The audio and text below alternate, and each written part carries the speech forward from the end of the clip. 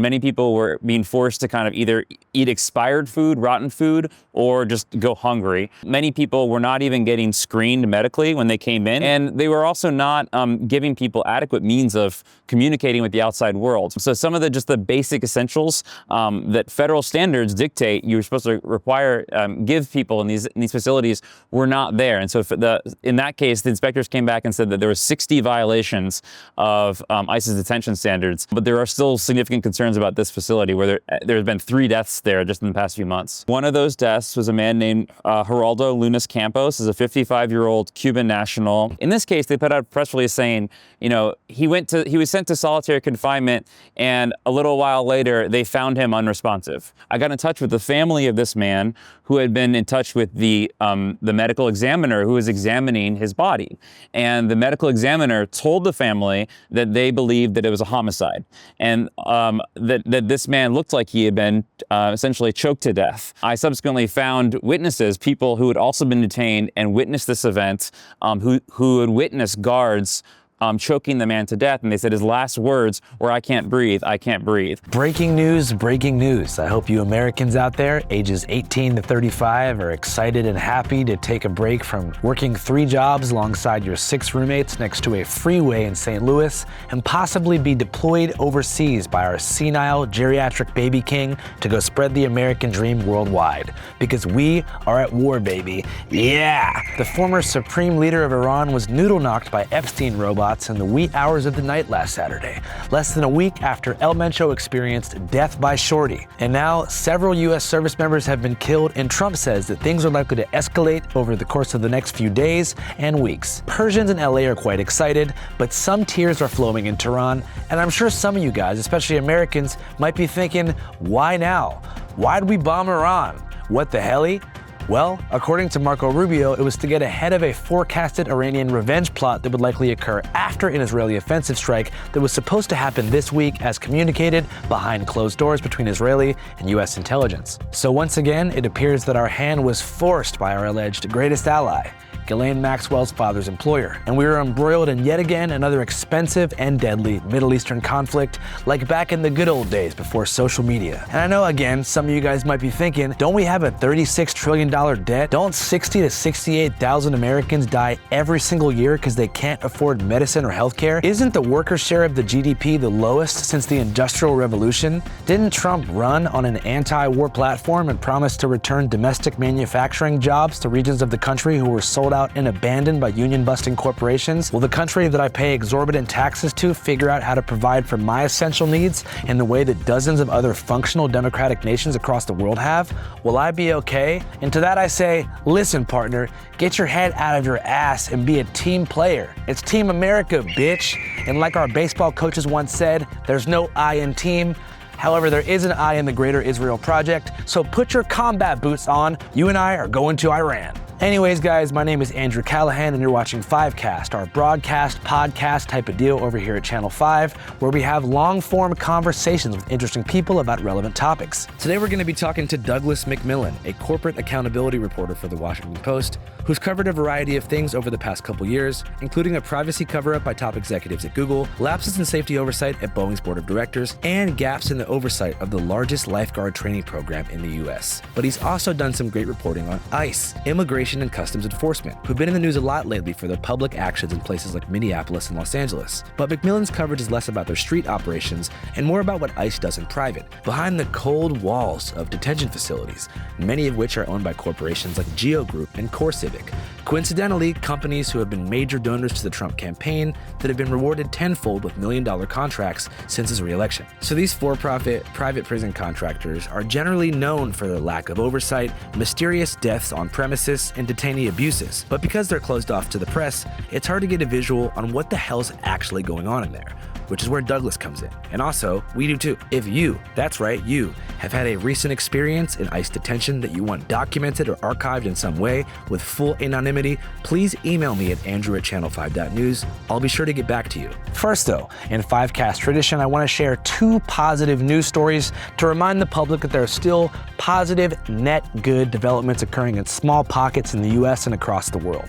So positive story 1, coming out of Palo Alto, California, Ro Khanna's district, is coming from Stanford University, where scientists have cured, that's right, eliminated and eradicated type 1 diabetes in a local mouse without any sort of insulin or immune suppression. They use something called the double transplant method, surgically replacing 2 failing organs with new ones, a bilateral procedure that rendered that little bastard diabetes-free. No side effects, no Ozempic, just happy living. Our social media staff reached out to the mouse for comment, but unfortunately, he was hiding in the vacuum and wouldn't come out. At least he's been cured of something that 12 to 14% of Americans suffer from, and it's even worse in Arkansas. Congratulations to Stanford, the mouse, and everybody else. You've done it. Hope it works on humans. Second positive story is coming out of Madison, Wisconsin, where we happen to have a secret documentary screening in just 4 days this Friday at the Orpheum Theater that I'm going to get to in a minute, but in case you're curious, tickets are available at www.channel5.news. Anyways, in Madison this year, recent reports say their electric buses, their public electric buses, their EVs, were emission-free and reported 0 mechanical problems throughout the entirety of this bone-chilling winter.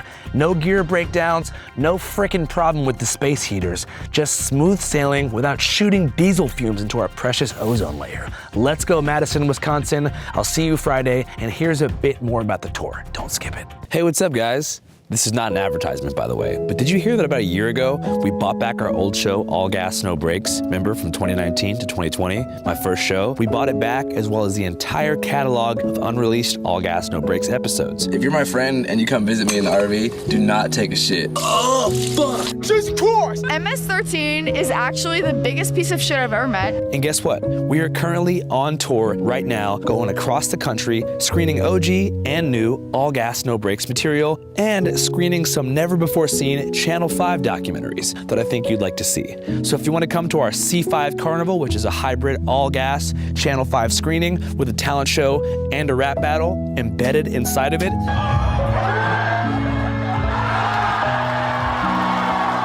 you should definitely buy a ticket right now at www.channel5.news. It's called the C5 Carnival. We're going to so many different cities. If you live in Madison, Wisconsin, St. Paul, Minnesota, Salt Lake City, Utah again, Chicago, Illinois, Philadelphia, PA, Tacoma, Washington, Los Angeles, California, San Francisco, California, Portland, Oregon, Austin, Texas, Dallas, Texas, Denver, Colorado, Vancouver, BC, Atlanta, Georgia, El Paso, Texas, Phoenix, Arizona, San Diego, California, or Albuquerque, New Mexico, you too can see the return All Gas, No Brakes episodes and the new Channel 5 secret documentary. And also, maybe you can be in the talent show.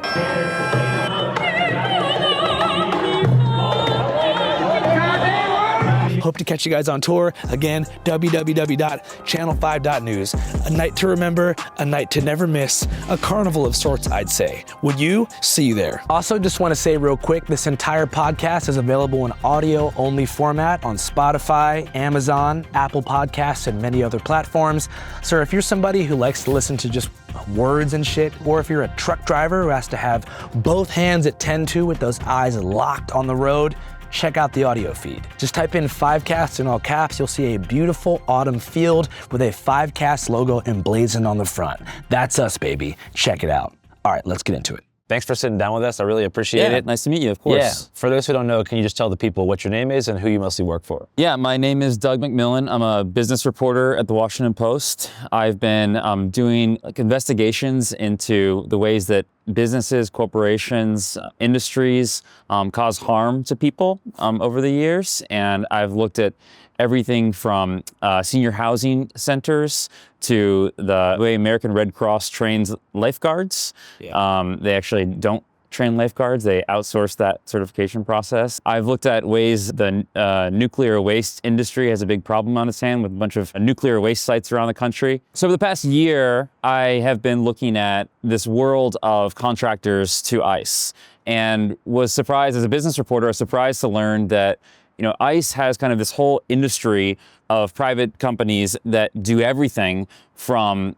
transporting, feeding, providing medical care, to detaining and eventually flying out of the country immigrants who are in ICE's custody. So as a business reporter, my alarms are popping off and saying this is a business story and we should approach this and look at it from the lens of, who's making money, how do they potentially stand to gain even more under this administration as they ramp up the arrests of immigrant detainees, and what are the ways in which this system is exposing people to harm. There's a long kind of documented history of ICE detention is a scary place to be for a lot of people, and whatever your views on whether people who are whose only crime is coming into this country illegally, whatever your views on whether those people should be arrested and put into detention centers, I think we can all agree that people should be treated humanely in these buildings. And so there have been a lot of questions over the years, long before President Trump came into office, about whether they're being treated humanely. What I found over the past few months is those questions have been magnified. These facilities are now filling up with more and more people. In some cases, they're kind of overflowing with people. And this administration has ripped away some of the oversight measures that used to be in place to help make sure people were being treated humanely there. Yeah, it's really interesting because there's been so much reporting about what's happening on the ground, like in Minneapolis, but less reporting on what actually happens behind the walls of these detention facilities, mainly because they don't allow reporters in. So your job is tracking down the experiences of people who are incarcerated or formerly incarcerated or detained in these facilities and getting that information to the public. When you talk about some of these safeguards being stripped away and different quality of life issues behind the wall, what are some of the most poignant examples of human rights abuses inside ICE detention facilities? Yeah, I'll give you a specific facility. One of the kind of the pet projects of this administration, a completely brand new detention facility was built out of basically an empty patch of desert in the Texas desert on the border. It's near the Fort Bliss Army base. They call this place Camp East Montana. It's in Texas, but they call it Camp East Montana. It's now the largest ICE detention center in the country, and basically it's not even buildings. They set up these soft-sided structures that basically are big tents that hold. They currently hold around 4,000 detainees, but they're built to hold up to 5,000 detainees. And one of the things that my reporting showed was that when they were kind of racing to get this facility off the ground and build it really quickly and put detainees into it quickly, ICE sent its own inspectors in to monitor the conditions there. So some of the things that the ICE inspectors came back with, they found that the food was inedible and many people were being forced to kind of either eat expired food, rotten food, or just go hungry. They found that many people were not even getting screened medically when they came in. It's really important if you're going to try to provide adequate medical care for people that when they come into the door what their situation is physically, mentally, what their health situation is. Those screenings weren't happening, and they were also not giving people adequate means of communicating with the outside world. One of the federal standards for detention require you to either give detainees a tablet or phones or some way of communicating with lawyers, communicating with your family, and just talking to the outside world. These people were getting tablets, but they are broken for weeks. So some of the basic essentials that federal standards dictate you're supposed to give people in these facilities were not there. And so in that case, the inspectors came back and said that there were 60 violations of ICE's detention standards. We don't, at this point, that was a few months ago, we don't know if they've resolved any or all those issues, but there are still significant concerns about this facility where there have been 3 deaths there just in the past few months. And what was the autopsy report as far as the cause of death? So there were 3 deaths in December and January. One of those deaths was a man named Geraldo Lunas Campos. He's a 55-year-old Cuban national, been detained there for a few months. And initially, ICE puts out a press release a few days after each person in his custody dies. They put out a press release, usually has a little bit of information about what happened to that person. In this case, they put out a press release saying, he was sent to solitary confinement, and a little while later, they found him unresponsive. Yeah. So really no information was given about, why this person had died. That seemed suspicious to me, and I had a source telling me that actually this was a result of a use of force incident. So immediately started kind of working the phones, trying to get inside what happened here. I got in touch with the family of this man who had been in touch with the medical examiner who was examining his body. And the medical examiner told the family that they believed that it was a homicide, and that this man looked like he had been essentially choked to death. I subsequently found witnesses, people who had also been detained and witnessed this event, who had witnessed guards choking the man to death, and they said his last words were, "I can't breathe, I can't breathe." So pretty significant questions about, you know, what's going on in this facility. If a man who is, you know, detained there was choked to death by guards, you know, what is the reason that, you know, they were having to kind of detain him, restrain him? What is the reason that use of force ultimately led to him dying? And what is the protocol for if a situation is out of hand and you have guards there who are trying to get it back in order? You know, how do you kind of apply use of force in a way that does not end up killing the guy? So we're still reporting that story, and we're trying to figure out some of the answers to those questions. You've uncovered a number of incidents similar to that have happened in ICE custody over the past year. Well, so there's been a number of deaths. So far, that's the only one that we know of, at least in recent history, where a use of force incident behind the walls of the detention centers has led to a death. When you back up and look at the number of deaths in ICE detention, it's a really concerning picture. There were over 30 deaths in ICE detention in 2025. That's the highest number in at least 2 decades.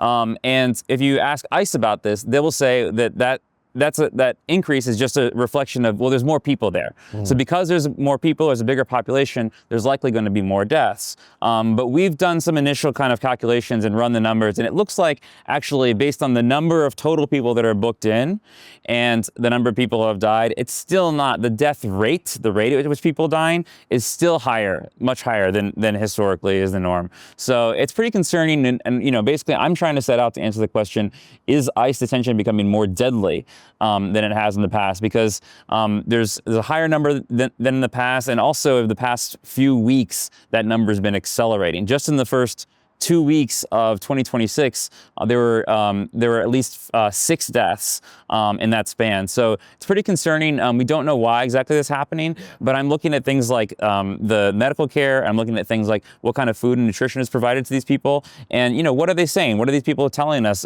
You know, what are the problems inside these places? Yeah, I've covered like prison-related stuff for quite some time as well, not to the extent that you have, but there seems to be a connection from what I've observed in the privatization of detention facilities and the amount of incidents like the one you described. It seems like when more facilities become private, there's greater exploitation, less oversight without federal jurisdiction or state jurisdiction, you have more weird things going down. There's definitely a profit motive. And so every time you have a profit motive, then you introduce this desire for how do we get higher margins out of this business? Yeah. And where is the company? And the 2 main companies that operate these places are called Geo Group and CoreCivic. They are both publicly traded companies, so they are beholden to their public market stock and investors in their stock. Every quarter, they have to go before their shareholders and say, these are our results, this is what we're doing. And so how these companies please these investors is very much dependent on what their profit margins are and how they make those profit margins bigger. I mean, there's many different ways, but like the most basic ways, and we see this in many industries, is, you know, you strip out things like labor. Labor is one of the biggest costs. You strip out things like the quality of care. And in the past, there has been a check on that, where the government says, okay, we're gonna outsource these things to companies, but we're also gonna provide oversight. And we're gonna have these oversight bodies that come in, inspect the facilities, they're going to make sure that the humane conditions are being met, and they're going to basically, you know, ensure that these companies are fulfilling the terms of their contract, which is make sure that these people are provided humane detention. Well, what the Trump administration over the past year has done is actually strip out some of the layers of oversight. They demolished 2 of the main groups. They were basically under DHS, but they were somewhat independent of DHS, and they could go in and actually respond to concerns that were being raised by detainees. So those groups no longer have that authority. They have no longer have the power to go in there. And basically, I think there's a lot more trust is being placed on these companies to just kind of do right by the government and do right by the terms of the contract. Yeah. Is that trust well placed? You know, I think we're kind of exploring that question right now. Before I dive into a story, it's imperative that I do my homework. And a lot of times that homework means paying for things that aren't exactly easy to access, like court documents, public records databases, paywall archives, and, you know, Websites that look like relics from the old days, 2005, with evil ads to try and trick me into clicking on them. But in a lot of cases, I need access to documents on some of these sketchball sites. In one case, like most, it costed about $10 a month, which seemed to me at the time like a trivial price to stand in the way of me and groundbreaking journalism. So I gave him my credit card info without even a single thought. Now, forgetting that I signed up for one $9.99 subscription sucks, but it's not like the end of the world. But the thing is, I do that exact kind of thing constantly, and my recurring charges added up, beginning to tally to astronomical figures, and my accountant was convinced that I'd fallen a victim to a sophisticated scam that diverted marginal amounts of money from my accounts, which in a sense, I kind of had. And today's sponsor, Privacy, helps solve that problem and get you a discount to the Channel 5 Carnival, which is our tour. So that whole debacle that I described, the $9.99 scam, is actually why I started using Privacy. It lets you create virtual cards that you can use anywhere online instead of your actual real authentic credit card number. So now I set a spending limit, have the card close after the purchase, and even if the site tries to charge me again, it won't go through. Gone. Done. One-time use, no recurring fees. And if a site gets breached, hackers then have a useless virtual number, not my actual card number, so you can't rob or scam me, biatch. So I use Privacy now anytime that I'm paying for something I don't fully trust, whether it be a research tool, obscure database access, whatever it is. It saves you a serious hassle. You just lock the virtual card to one merchant, set a limit, and if anything goes sideways, your actual account is completely untouched. Privacy never sells customer data either. They have a free plan that you can use because their revenue comes from transaction fees from merchants, not for selling your info to data brokers. Protecting your privacy isn't just part of their business, it's their name. Privacy. Just go to privacy.com/channel5. Again, that's privacy.com/channel5 and get $5 toward your first purchase using a Privacy card. The link is right now in the description and the pinned comment of this video. And if you're wondering what to put that $5 toward, the Channel 5 Carnival is currently happening and coming soon to a city near you. This weekend, we're going to Madison, Wisconsin, St. Paul, Minnesota, and also Salt Lake City, Utah. Tickets are on sale right now, but first go to privacy.com/channel5 and shut down the websites running up your card every month. Link is in the description. So I think backing up a bit, just to give people who don't know what's going on some information, what is Geo Group and what is CoreCivic, these two companies? They've both been around for decades, and they've both basically operated private prisons for a long time. And this has been a controversial industry. It's been around for a long time,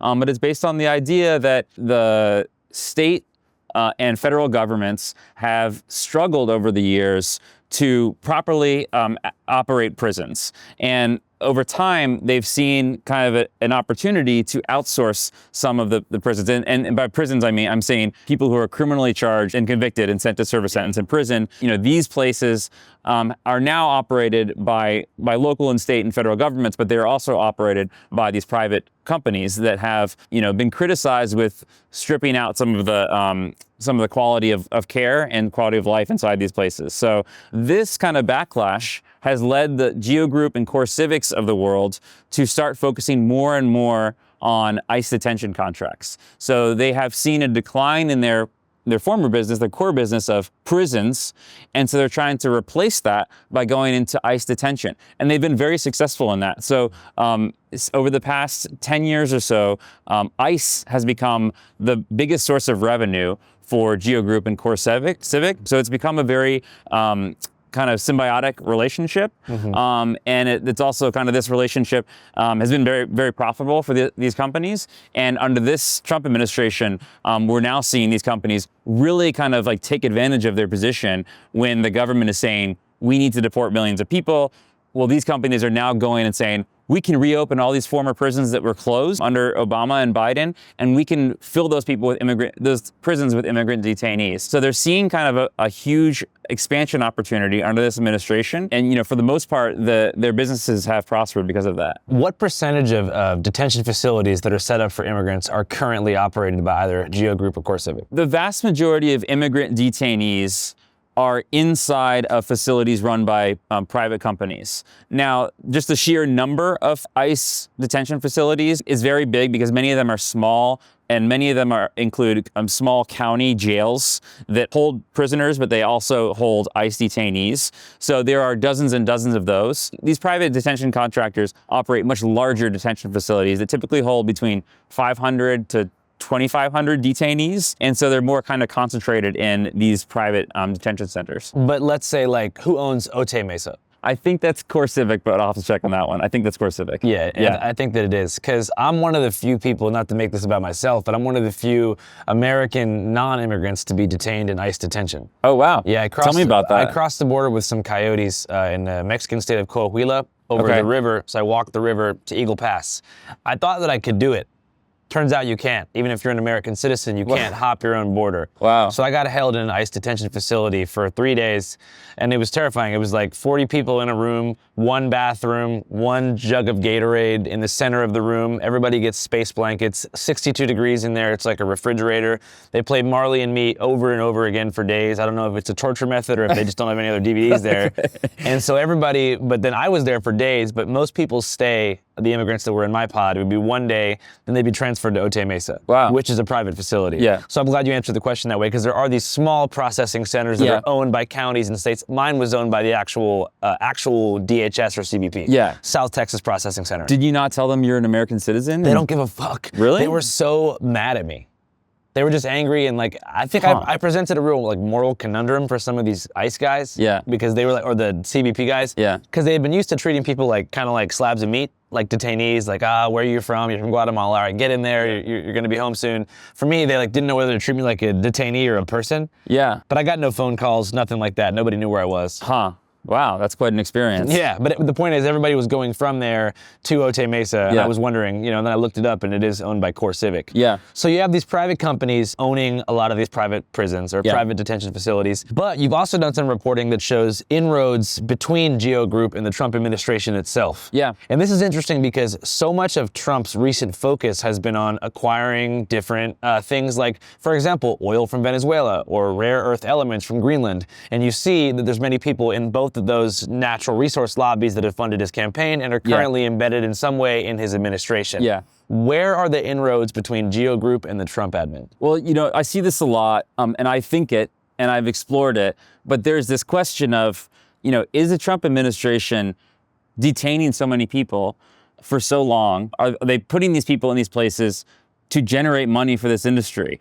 I haven't seen any smoking gun of that so far. But there are some pretty interesting connections that one would explore if you were exploring that question. Geo Group has a long history, in particular Geo Group, has a long history of hiring people who used to work at ICE. So there are now a number of current executives, people who are leading Geo Group, who used to help run ICE. So that's one connection. With this administration specifically, one former Geo Group executive, his name is David Venturella, is now one of the kind of the leading behind the scenes players at ICE. And he's actually, my sources tell me, he's helping to kind of oversee the big kind of detention push, and how we're going to expand detention is actually being run by a guy who used to work in one of the biggest detention contractors just like 2 years ago. And there are ethics rules against that. And David Venturella actually got a waiver from those ethics rules that we're still trying to get a hold of the text of that waiver, because we don't know on what grounds the government declared that was okay. Another person with ties to Geo Group is Tom Homan, who's Trump's border czar. He's kind of been the big cheerleader of the immigration crackdown. If you see his statements, he's been out kind of endorsing and pushing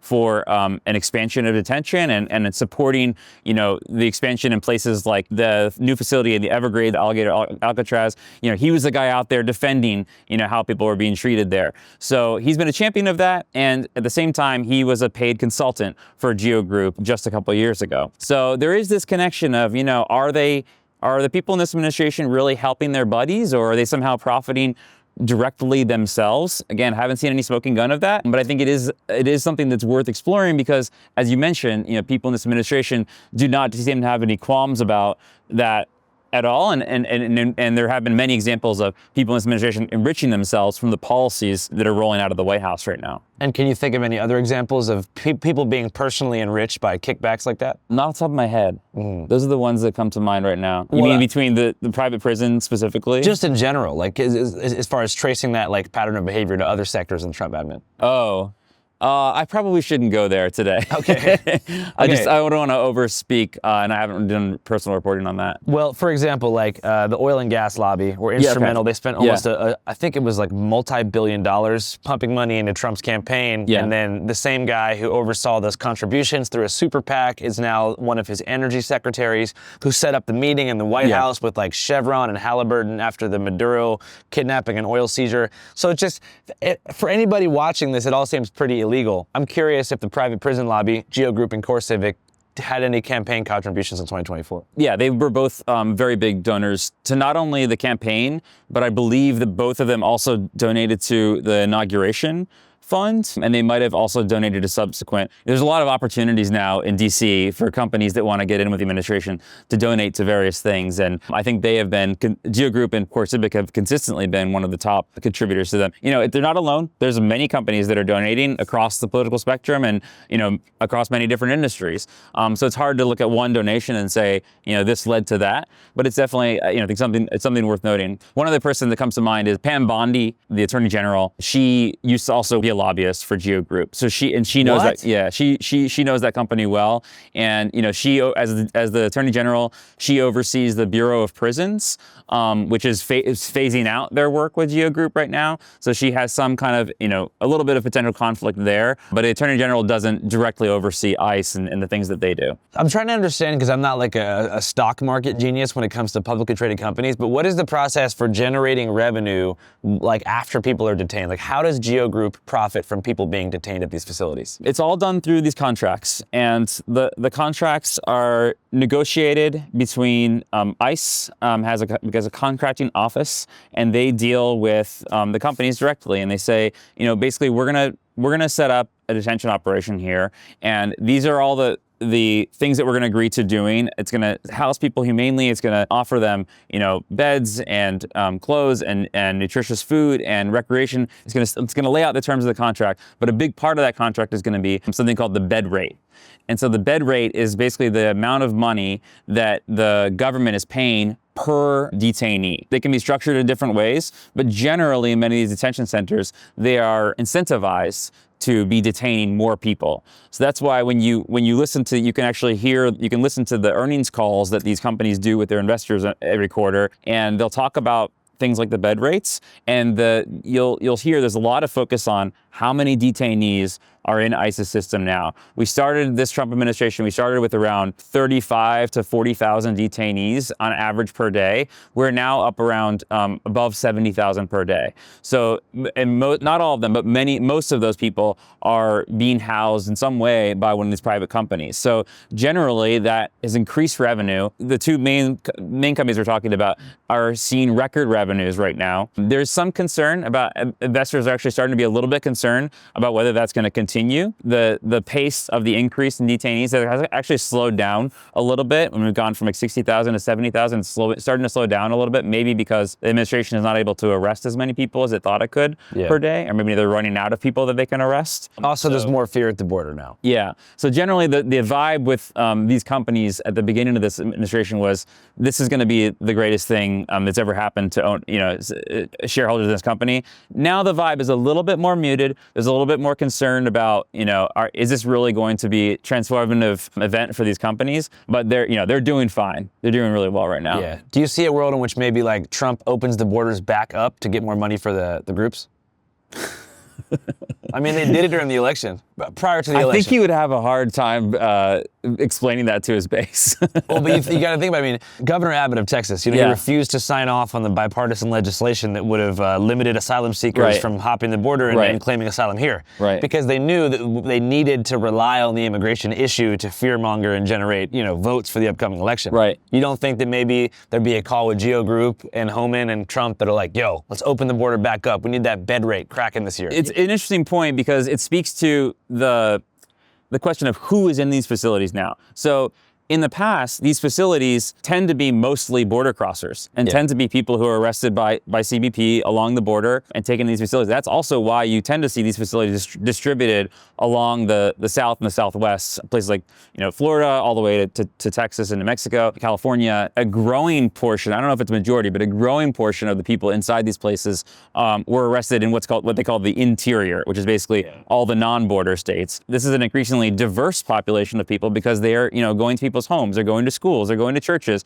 they're going to courtrooms, and they're arresting people who, have sometimes lived, decades in the U.S., working jobs, paying taxes, contributing to their communities, and they're taking these people and putting them into detention centers. Sometimes these people are parents, grandparents in detention centers. So the kind of the makeup of who is in these facilities is changing a lot and is no longer just kind of the border crossers. So that's also kind of changing, the business for these people. A lot of these people are probably more likely to have health problems because I think on average they're arresting and detaining older people. And so that has become a challenge for some of these companies. How do we provide healthcare? They're not suddenly going to start spending more money on healthcare. So how do we actually adequately provide for these people who have healthcare? One of the best examples is this man who's detained in Georgia, in a detention facility in Georgia. He was brought to this country when he was, I think, 2 years old, when he was a very small child, and he has no legs. He has a double prosthetics, and typically somebody like that would just have gotten a waiver and been released. They would have made some accommodation when they were arrested, not detained. This man has been held for months and months. I think probably over 10 months, maybe almost a year. This man has been held there, even though there's a coalition of activists who are all kind of urging his release. He explained to me in a phone call last year that he needs to plug his prosthetics into a wall in order to charge them every night, and they're not giving. He tells me that ICE is not giving him enough time to charge them, so a lot of times they just don't work.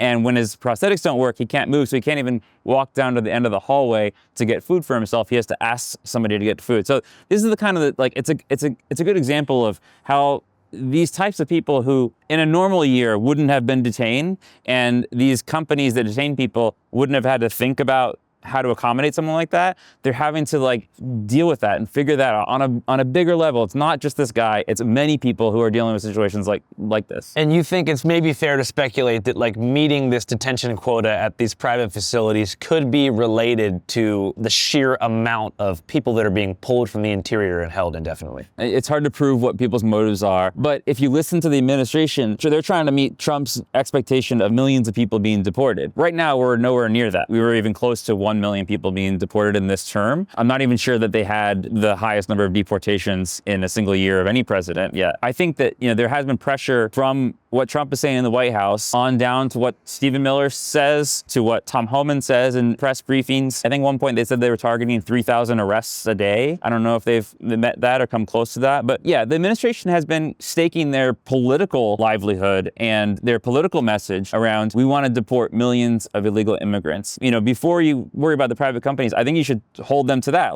Are they actually accomplishing that? You mentioned the bed rate. Could you give a specific number of how much is generated per head at one of these places? DHS usually publishes a bed rate for the whole system, not for individual places. And I think in the past it's been around $150 per person per day. When you're taking people out of their communities and out of sometimes their jobs, and you're taking away their ability to pay taxes and contribute to our society. No longer are these people contributing to society. They're actually now a major cost. I think that's an interesting kind of comparison when you start to see industries of communities that used to really rely on immigrant labor and immigrant taxpayers. Yeah, but I guess the initial question was how do these companies make money? The bed rate costs the company or the taxpayer that money, right? Yeah. How do these individual companies profit from detention? So they have a margin, just like a hotel, just like any business. So they have a bed rate, they agree on with the government, and the government pays them, let's say $150 a day per person. They now take that $150, they say, okay, $10 of that is gonna go to pay for our phone bills for this facility. $5 of that is gonna go to pay for the food that we have to distribute. So when you take that $150, it gets sliced up into all the different costs that go into running this facility. Many subcontractors, many other companies are coming in to fulfill different services. And at the end of the day, you have some portion of that is the profit that these places make. The biggest slice of that pie is almost always labor. I don't know the exact number, but it's a significant portion of that pie, where again, you start to see some kind of messing around with this model when the detention companies say, well, do we really need to have 8 guards in this hallway? What if we could make do with 4 guards in this hallway? Yeah. Do we really need to have a medical team of 2 doctors and 6 nurses? Can we really make do with 1 doctor and 3 nurses? There are some regulations. Typically the contracts will say you have to staff these with a certain number of people, but there's also been a long history of the companies kind of failing to meet those staffing goals. Would you say that on average, the conditions of a privately owned detention facility are worse than that of one that is managed by a county, state, or federal governing body? It's hard to say. I think there have been some studies that show that, but I don't know if there's anything conclusive. How do you rank human misery? How do you rank suffering? And how do you rank conditions? I don't know anything definitive about that. So a lot of young people our age see stuff happening like mass detention, just basically everything going on, every distraction deployed by the Trump administration, the Greenland acquisition, as a distraction from the biggest story of the day, which is the Jeffrey Epstein file release. In your experience reporting, do you give any credence to that theory? They shut down the government to avoid the release of the Epstein files. And right when the second batch was about to come out, all of a sudden, the operation begins in Minnesota. Somali fraud. Everything is, the extreme fear-mongering begins. Well, I mean, just going back to immigration, I don't know what this president thinks in his own head about immigration, but I do know there's a very strong sentiment held by a large portion of this country, if not majority, then close to a majority of this country, who strongly feel like illegal immigrants need to be locked up and sent away from this country. And this is a big reason, if not the main reason, that this president got reelected. It was running on that. So I don't think it's necessarily a distraction. I think that this issue is his core issue. When this whole conversation started, you mentioned even outside of Core Civic and Geo Group that you do a lot of reporting to encourage corporate accountability and talk about the ways that big business has hurt the everyman and hurt people in the country. Yeah. Who are the top 5 most evil corporations?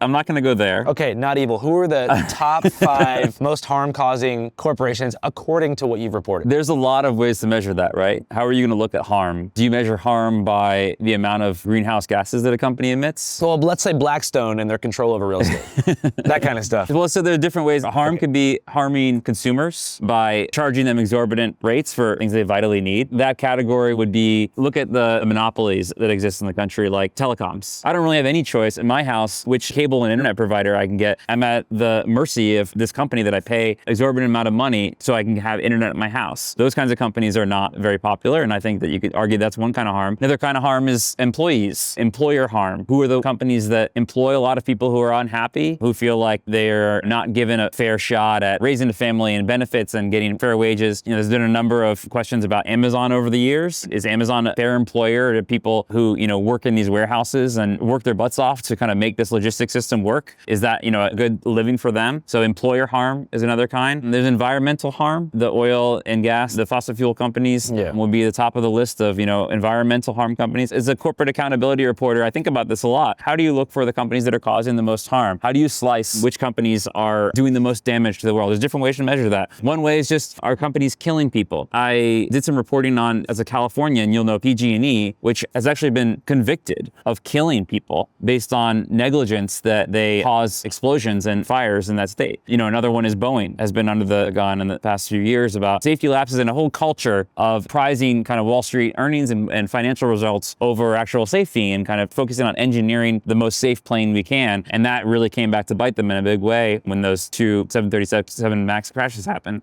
Our companies killing people. Another layer that we're now starting to think about is tech and AI. And so, what is the amount of good that these companies, Google and OpenAI and Amazon, Microsoft, the companies that are telling us this is really something great, it's going to cure cancer, it's going to change the world, it's going to change how you do work, it's going to change how you live. Well, how do we measure that against the real harms that the technology is now kind of imposing on society? It's smartphones and apps are demanding our attention. They're kind of hooking us into kind of always focusing on this software at the risk of, living our lives. They're demanding our attention, they are demanding our data. And these AI tools, there's a lot of concern now about how they're potentially like manipulating our emotions or manipulating manipulating our psyche and potentially putting vulnerable people and children at risk of harm to themselves. So I think that's another kind of harm that we're starting to see with technology companies. And when you talk about AI putting young people in harm's way, are you talking about like encouraging self-harm through ChatGPT, flukes in the software that don't detect, I guess, red flags? yeah, there's a number of lawsuits that are going on right now about parents whose children committed suicide, and they think that a chatbot played a role in kind of encouraging that kind of thinking. It's hard because my first impulse is it's the death of creativity. It's going to make it easy to replicate and duplicate the authentic style of others. This is the end. This is the ultimate brain rot final boss. Our youth are cooked. We're never going to have original thoughts again. Every single person is now a commodified property of the algorithm. There's no privacy anymore. The only option is living in a trailer park in the desert alone. But Well, then, you already do that, so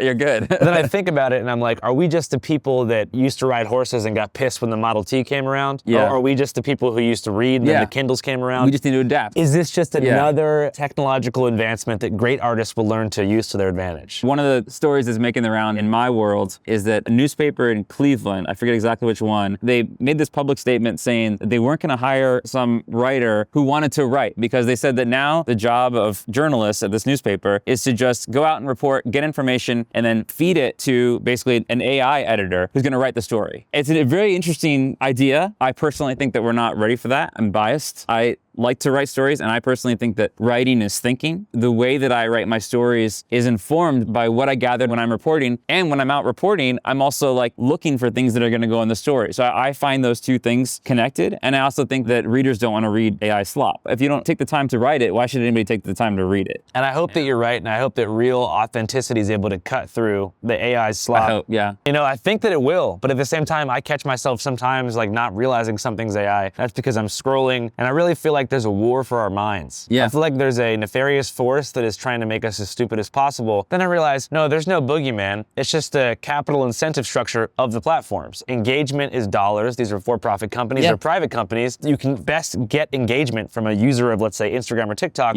by addicting them to it through short form. I mean, look, the mental health problem again. Like, one thing that ChatGPT could do when somebody starts expressing suicidal ideation is they could just stop. Yeah. They could say, you're not going any further than that. Sam Altman, I think, OpenAI has talked a little bit about, we're going to implement safeguards like that. Continuing to improve how our models recognize and respond to signs of mental and emotional distress and connect people with care.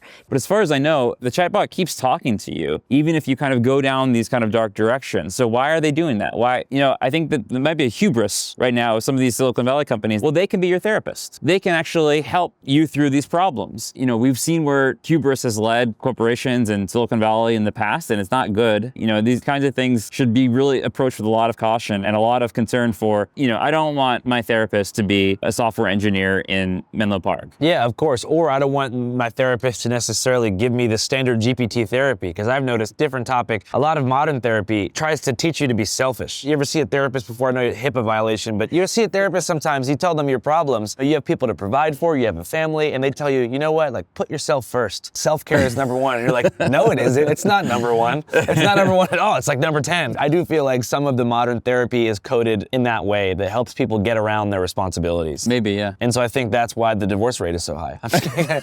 I'm just kidding. Only kidding. We need more traditional human beings in the flesh to maybe get a good read on us. Like, no human being can just be fed advice through a computer. Definitely teletherapy is good and it opens access to people, but having a human being and a human brain thinking about your problems and what are potential solutions and how to address the problems in your life, that's something uniquely a human can do, at least right now. It's also all very scary for our position as journalists. The newspaper industry and the digital media industry has already been decimated by the dwindling attention span of online users, to where now every platform, even the big dogs like Washington Post, New York Times, is having to adapt to short form just to reach anybody below 25. Yeah. So this, I hope, is not the nail in the coffin for legit information. Well, look, at my news organization just laid off 350 people just in the last couple of weeks. It's a lot of my friends, and honestly, some of the best journalists in the whole world just woke up one morning to find out they lost their job. Yeah. And that is obviously not just a reflection of what we're talking about and the decimation of the business model. That had to do with it. Yeah. It also had to do with management decisions at the company that I work for. It is a reality that this thing that we do is changing, and we need to learn how to adapt. And specifically, one of the benefits, like for you, is that you working for a big organization gives you legal safeguards. You can write an article about a corporation that would have the power to sue an individual into poverty, and you have that shield of the Washington Post to at least least have your back. They've got retainers for when, I'm sure Well, the you've flip got... side of that is you have to convince the lawyers that it's okay to do that. Yeah,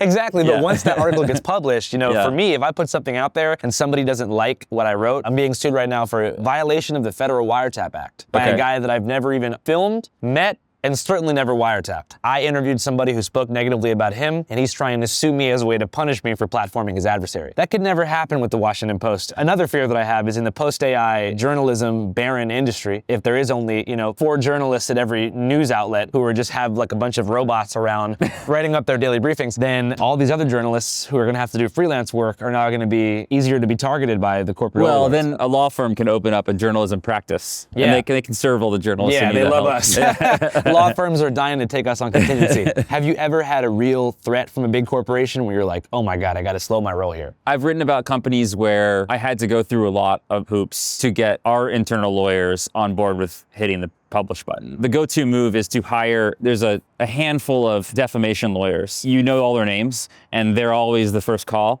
these companies hire. They can create problems for getting the story published, but we believe strongly in our reporting. And if I have facts, you're free to publish facts. And so that's what we do. But I guess the fear is that, you know, if you take testimony from somebody, if that testimony is thought to be false, you can be sued for not doing your due diligence. Like with the Boeing whistleblower case. Yeah. Would Boeing be able to sue the Washington Post for being like, this guy's full of shit, you should have known that? I don't know enough about that one to comment on it.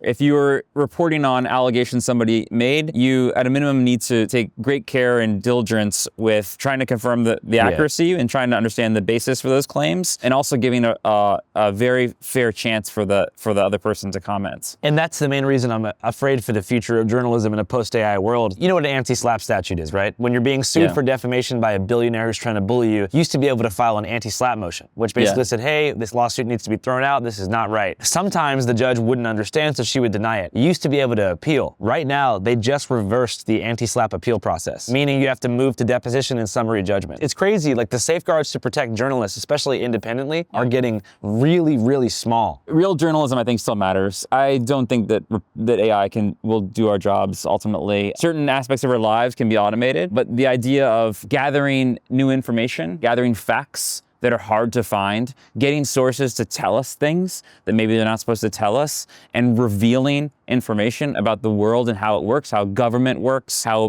big corporations work from the inside. This is stuff that a chatbot can't do, as far as I know, yet. So I believe that that's going to continue to exist. Mm-hmm. That video that came out recently, there was a drone shot of like people inside of a detention facility in the outdoor area wearing like blue and red ponchos, like talking to the camera. Do you know what facility that was taken at? I don't. Vaguely rings a bell, but I don't know exactly which one that is. Is there anything that American people and American voters can do to stop what's going on with the expansion of these detention facilities? One of the few groups of people who are actually allowed into detention centers are members of Congress. And so members of Congress do have an oversight role by law that they're allowed to go, given a certain amount of notice, show up at the facility, tour the facility, talk to people who are inside. To some extent, they're a little bit limited in what they can do with that information. So, one of the things people can do is vote. They can talk to their representative in Congress, push for more transparency, push for more policies around this, and they can vote in the midterms about what they see in these detention centers that they do or they don't like. Going back to these warehouses that they're building, these are buildings that are not going to adhere to any local zoning laws, because the federal government's position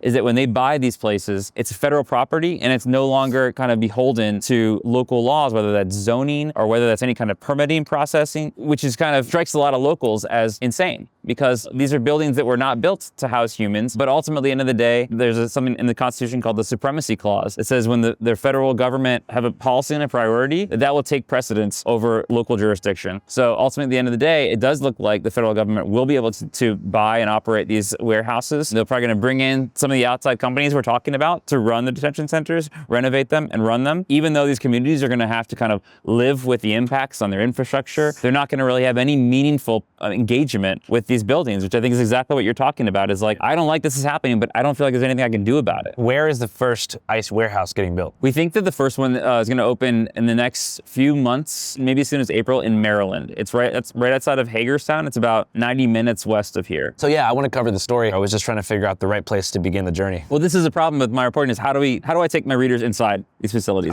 when I can't go inside? You could do what I did. If go you undercover right now cross the Rio Grande, Yeah. you will be arrested and taken to an ICE facility for three 3 days. I was under Biden. I did it under the Biden administration. But I'm sure that Trump would probably make an example out of you. So how do we report on what's going on inside if we can't get in? So that's the challenge right now I'm trying to figure out. So one way is audio, video. These places have surveillance cameras. Those should be public records. Can we somehow get our hands on the surveillance cameras? There's 911 calls made from these facilities. Those are records of real harms and things that are happening inside the facilities. So this is kind of what I'm working on. It's like, how do we get documentary proof of what's happening inside these places? Yeah. Because I can't go inside, but I need to like take my readers and show them, kind of bridge the empathy gap. Because when you can't go inside, you don't have any empathy for it. You don't know what it's like inside there. You don't know what was it like? Tell me, was it like a prison? Like, what did it feel like? So I've been to jail for graffiti, county jail in South Dakota. It's not where I'm from, I was on a road trip. County jail is a lot better than ICE detention. The difference is that in county jail, you get all of the regular privileges of being an American citizen in jail. They ask you if you want to go to the library, you get some Stephen King books, you go, you sleep the entire time, there's 8 dudes, everyone's got a bed, there's lights out, there's chow time. In ICE detention facilities, there's no commissary, there's no phone calls, the lights never turn off, there's a constant... Really? The one that I was in never turns off, and they would call it the hilera, which is the ice box. And you talk about deterrent methods like alligator Alcatraz, they keep the pods that house the detainees as cold as possible with the hopes that they'll return to their home country and be like, yo, it's freezing in there, it was horrible. Did you get a blanket or anything? They give you a single space blanket, which is that 25-cent reflective thing, the silver one. They give you no pillows, so everyone sleeps on their own shoes. Many of the shoes are covered in like gross water from the Rio Grande. They give you like 1 or 2 meals a day. It's disgusting. Shared bathroom for 40 people, 1 toilet. It's in the corner. Everyone has to watch you take a shit. People are holding for days. So you gotta do what you gotta do. You think that when that's with 1 cellmate, 40 other dudes, but there is strange loopholes. For example, you can request snacks all the time. I don't know why that exists, but you can request specifically a Capri Sun juice box. There's a button where you can say you need it. So there's all these really strange things where you're like, are you guys trying to meet some like requirement legally? Interesting. Well, a lot of these places do have commissaries, and there's a theory that like they make the food that you get for free really bad, and they jack up the prices of the stuff in the commissary. People have actually compared the prices of like a tube of toothpaste in the commissary versus one you can just buy at a local drugstore in the same area, and it's like $13 for the same tube of toothpaste that you get for $2 somewhere else. That's potentially part of the business model. There's always ways of trying to make money. Pretty universally, I've heard that the food in these places that they give you like cold burritos and stuff, is almost inedible. I was in South Texas Processing Center in Eagle Pass, Texas. Most people from there were going to Otay Mesa or a facility in San Antonio. Those places probably have tablets, commissary, etc. But I was in the very first stage of processing. Some people had been there for a really long time. There's a judge. They had a 24-hour Zoom judge. Still, like, you can't have an appointment for like 4 days. But as far as your news gathering practices, the big challenge of documenting it is getting footage and audio from inside the facilities to bridge the empathy gap. Evidence. Have you gotten anything so far? We did get this inspection report that ICE's own inspectors that went in there, and they documented 60 violations of this place in Fort Bliss, Texas, and El Paso, Texas. This is a government's own inspectors documenting these things. We've looked at these facilities that are relying on 911 for like medical emergencies almost on a daily basis. But as far as audio, video, we're still working on that. There has been some like cell phone videos leaking out at some of these places that show kind of just like dozens of people in a small room that was never meant to hold people for that long. Images have a power to move people and to kind of help people feel for what's going on in these places that, none of the words that I write can do. So that's why I think it's important to try to figure out how to get images from them. And you feel like the kind of digital blackout space that's been created by the facility has made it harder to reach people. Yeah. As far as getting surveillance footage, I'm sure you've done FOIA. Yeah, we're waiting for some. Because the Epstein files, not to bring it all the way back there, they also said there were no files. It took Ro Khanna and Thomas Massie campaigning for months to get the Epstein Transparency Act passed. And finally, all of a sudden, they exist. Do you think that there could be a watershed moment where you gain access to a lot of media from behind the wall? I'm hoping it's this death that we talked about earlier with this man that was killed in a detention center. I'm hoping that there's video of that. We've requested it. I think just understanding what happened there, it's going to be hard to do without seeing what the video looks like. I think that could be really, really powerful if we can get our hands on something that shows that rather than just relying on people's eyewitness stories about it. Well, best of luck, man. I appreciate your time. It's been great. Thanks, Andrew. Yeah. Anything else you want to say to the world, the people, the children of the world, or not children, but just the viewers, some of which may be children? Nothing profound. Follow your dreams? Yeah, follow your dreams. It's great. Thanks, man. Thanks, man. Channel 5 live worldwide, Hollywood and Vine. Fuck the authority. Channel 5 News. Channel 55. We don't fuck with custers. And 5 is the best number.